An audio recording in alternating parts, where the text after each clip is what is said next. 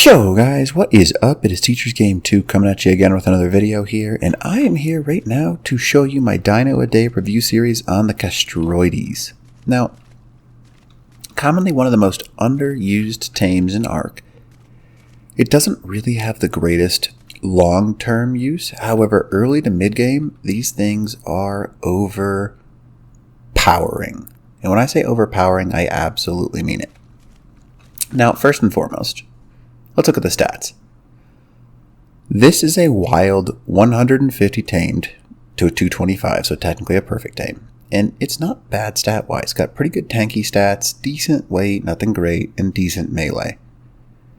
Now, you're not going to use it for tanking, stamina, oxygen, food, or really speed. What you are going to use it for, however, is weight and melee. So what we're going to do is we're going to level these up. All personal preference. Now let me tell you ahead of time, if you have an Argentavis and you can carry these guys, or a Quetzal, or something that can carry a Castoroides, well then what you're going to do, you're going to jack up the weight and melee damage and not worry about weight. But if you have, like let's say you're working solo and something like that, you want to jack them up equally. I would say a pretty good weight to get to is about 1,000. Good starting point. I usually jack up the melee damage depending on what I'm feeling that time. I go to about 700, let's say. Just about 700, and then let's jack the rest in the weight here. So, what does he really do? Now, first and foremost, Castoroides has a hidden talent. Early game, they are so OP because they are a smithy.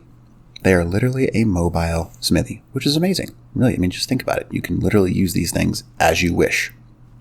Makes them pretty OP. Now, other than being a smithy, everyone probably knows that already, but it's a little bit of a hint that I told someone the other day, and they're like, wait a minute, what? So I can have a mobile? Yes, if you bring stuff with you, you can have a mobile smithy on this thing, which is really quite nice. Now, what do they really do? Now, they gather wood like it's nobody's business, and I mean nobody. Just watch. Now, what you want to do is you want to find yourself in a swamp area.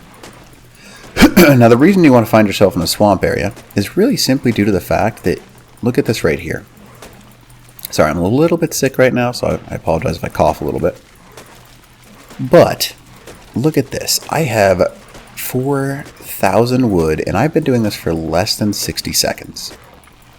Now, early game, if you can get a hold of a beaver, you can whistle attack target, and they will attack things for you. Now, obviously, as you can see, pretty OP tame. Perfect screenshot opportunity. And what you do, you offload this onto whatever you need to offload it onto, or you drop it all, come back in a little bit. Good strategy.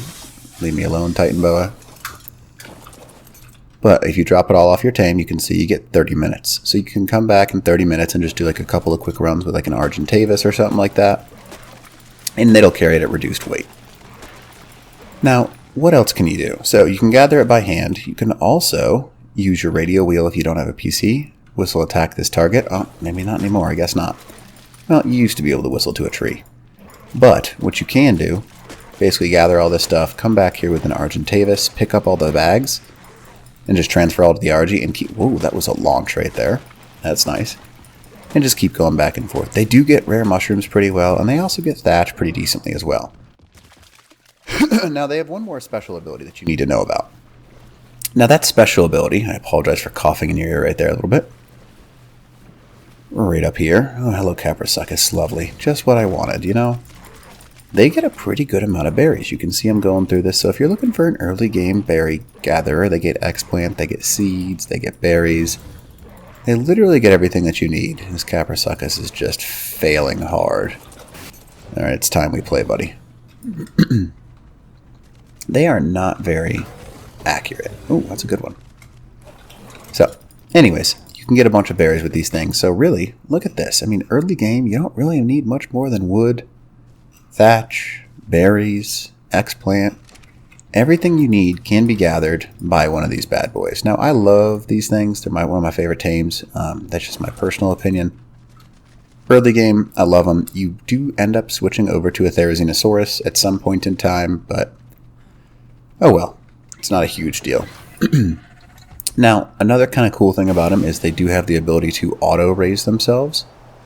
If you breed them and leave them near berries and stuff like that, they will auto-raise. Kind of a fun little fact. And I do believe that their saddles can get pretty high, so they can tank quite a bit of damage. Same thing as Therazinos, though, so it's a great early to mid-game tame. But when it comes into long-term, you're going to end up using a Therazino no matter what. Wow, all kinds of tames around here.